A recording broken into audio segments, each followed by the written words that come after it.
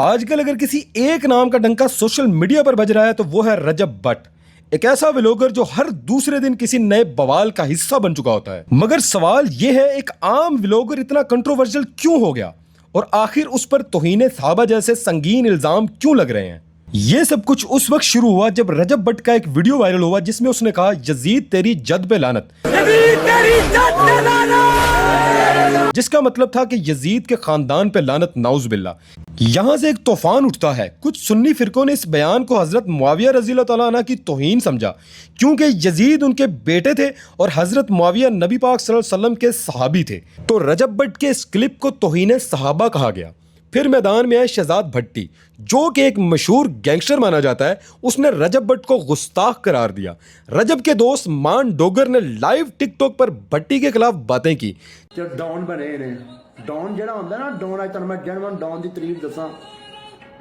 ਜਿਹੜਾ ਡੌਨ ਹੁੰਦਾ ਨਾ, ਉਹ ਕਦੀ ਵੀ ਜ਼ਿੰਦਗੀ 'ਚ ਟਿਕਟੌਕ ਲਾਈਵ 'ਚ ਨਹੀਂ ਆਉਂਦਾ। जिसके जवाब में शहजाद भट्टी ने धमकियां भी दी। ਤੇ ਮੈਂ ਨਹੀਂ ਜੀ ਕਿਤੇ ਐਵੇਂ ਡੌਨ ਬਣੇ ਬੈਠੇ ਨੇ ਤੇ ਡੌਨ ਜੀ ਟਿਕਟੌਕ ਤੇ ਨਹੀਂ ਬਹਿੰਦੇ ਨੇ ਤੇ ਮੈਂ ਉਹ ਫਲਾਣਾ ਤੇ ਫਲਾਣਾ। ਕਿਉਂ? ਟਿਕਟੌਕ ਤੇ ਸਿਰਫ ਭੈਣ ਨਚਾਉਣ ਵਾਲੇ ਬਹਿੰਦੇ ਨੇ। इस टेंशन के बाद रजब भट्ट दुबई भाग गया, मगर उसके जाने के बाद उसके घर पर फायरिंग हुई, जिसका जिम्मा शहजाद भट्टी ने खुद लिया।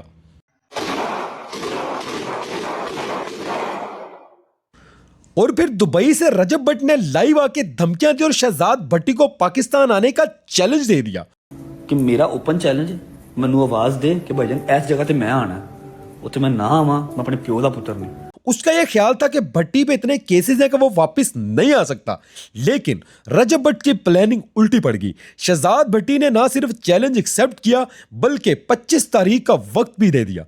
ਤੇ ਹੁਣ 25 ਤਰੀਕ ਤੈਨੂੰ ਮੈਂ ਦੇਤੀ ਹੈ, ਜੇ ਤੇਰੇ ਪਿਓ ਤੇ 25 ਤਰੀਕ ਨੂੰ ਤੂੰ ਪਾਕਿਸਤਾਨ ਆਣਾ ਹੀ। दोनों तरफ से बदमाशी का खुला मुजाहरा होने लगा। ਤੇਰੇ ਪੂਰੀਆਂ 12 ਦੀਆਂ 12 ਮੈਂ ਅੰਦਰ ਧੁੰਨ ਦਿਆਂਗਾ। फरमान है ना कि पहले तो लड़ो ना, लेकिन जब लड़ाई फर्ज हो जाए तो फिर अगले की गर्दन उतारो। इसी दौरान शहजाद भट्टी ने रजब का व्हाट्सएप हैक कर लिया और दावा किया कि नाजेबा वीडियोस उसके फोन से मिली हैं।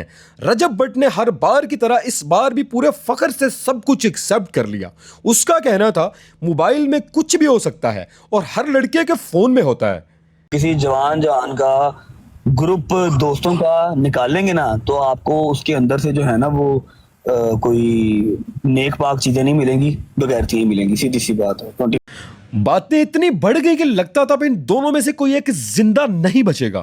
मगर फिर एक नया किरदार आया, मिस्टर पतलू। उसने दोनों के दरमियान सुलह करवा दी और रजब और भट्टी ऐसे बात करने लगे जैसे कुछ हुआ ही नहीं। देखो थोड़ी मैं करा रहा सुलह। कैसे हैं? तबीयत ठीक है? ठीक हूँ भाई, आप बताएं क्या हो रहा है? अल्हम्दुलिल्लाह बेहतरीन। आप सुनाओ। मैं जोश है। कौन है ये लोग, कहां से आते हैं ये? रजब भट्ट कोई पहली बार कंट्रोवर्सी में नहीं आया। शाहे अनस अली के साथ लड़ाई हो, उमर भट्ट के साथ तकरार, हर फाइट का एंड या तो सुलह होती है या ड्रामेटिक ट्विस्ट। लेकिन असल बात कुछ और है। ये लड़ाई झूठ, गुस्सा, नफरत वायरल होने के फार्मूला पे चलती है।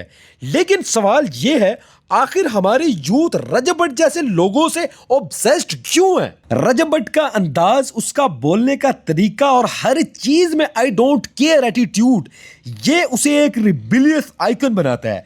मेरे ना गल्ला ने जी, मैं तेरा ये लीक कर दूंगा, मैं तेरा वो लीक कर दे, जा 70 लीक पे तू ही कर दे।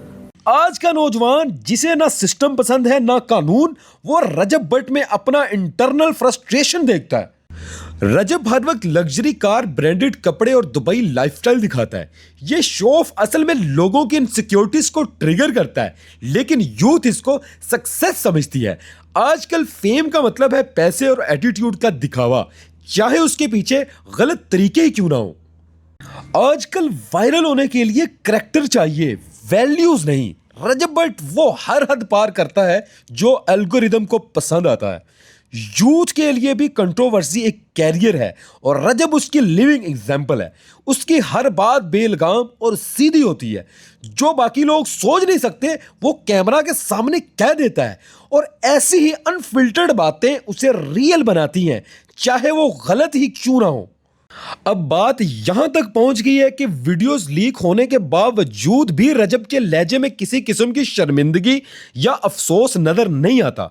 उसका कहना था मोबाइल में कुछ भी हो सकता है, हर लड़के के फोन में होता है। वो या तो इस बात को मान रहा था या फिर इस जस्टिफिकेशन के जरिए एक बार फिर डीटी और हर धर्मी का मुजाहिरा कर रहा था कि ऐसे कंटेंट का मोबाइल में होना कोई बुरी बात नहीं, क्योंकि हर किसी के फोन में होता है।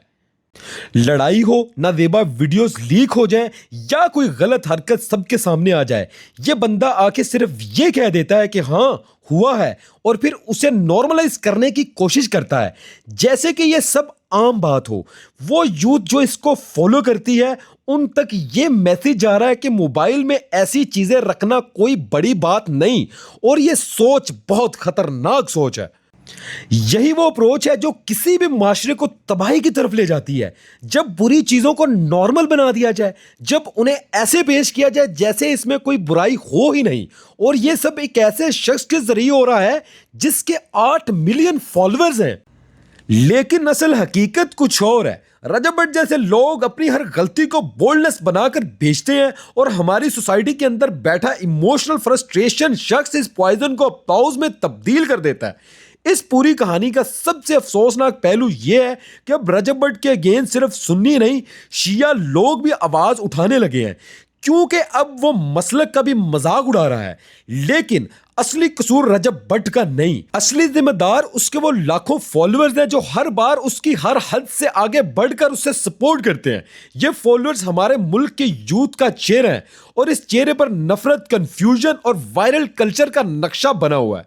जब तक सोसाइटी इस कल्चर को नहीं तोड़ेगी तब तक रजब भट्ट जैसे लोग सिर्फ बढ़ेंगे, खत्म नहीं होंगे।